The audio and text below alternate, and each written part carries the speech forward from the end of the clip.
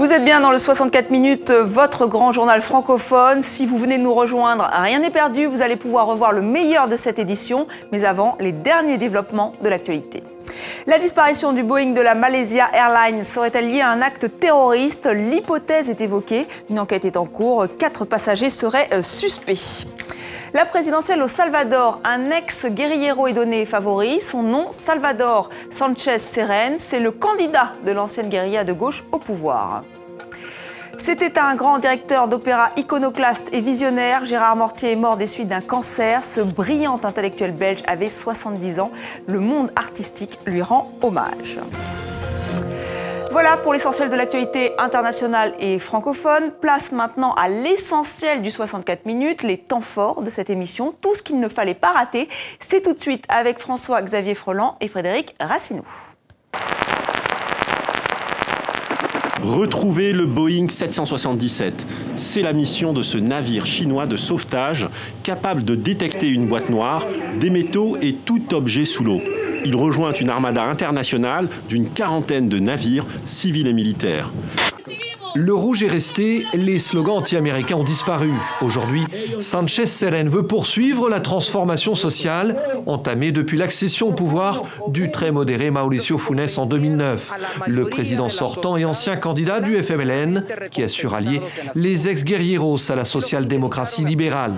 Nous accusons le Rwanda qui a importé depuis 1994, je crois, ces problèmes en République démocratique du Congo. Les viols, les violences sexuelles ne peuvent faire l'objet d'aucune possibilité d'amnistie. À l'époque, effectivement, à 17 ans, moi je voyais les images passer à la télé du génocide des Tutsis du Rwanda. Et je ne comprenais pas trop ce qui se passait. Pour moi, c'était une guerre qui était loin, en Afrique, qui était pas trop compréhensible. Et quand Patrick m'a proposé, 20 ans plus tard, de retourner avec lui sur le chemin du génocide, ça m'a éminemment intéressé pour comprendre ce qui s'était passé effectivement. La négociation entamée avec les Occidentaux pour le dossier nucléaire se traduit en particulier par cette phase de 6 mois, si vous voulez, période probatoire, dans laquelle on va lever une partie des sanctions. Et il est évident que la position diplomatique du président Rouhani n'est pas soutenue par tout le monde en Iran.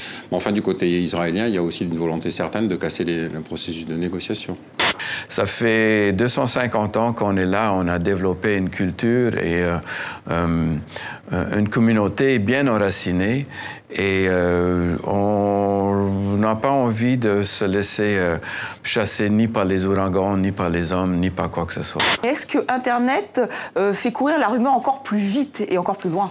À partir du moment où Internet est arrivé, ces croyances, ces rumeurs ont pu pénétrer une sorte de marché public de l'information, qui les a diffusées beaucoup plus vite que le bouche à oreille, premièrement, et deuxièmement, qui leur a donné en quelque sorte un corps argumentatif beaucoup plus important. Le plasticien français a rassemblé 300 objets qu'il a récoltés avec des artisans du monde entier. Dans la production d'art contemporain, on peut le voir quand il y a des grandes foires, les gens peuvent voir dans les FIAC, etc., qu'il y a beaucoup de rapports avec les arts populaires et tout ça. Hein. L'art modeste, c'est le kitsch moins l'ironie.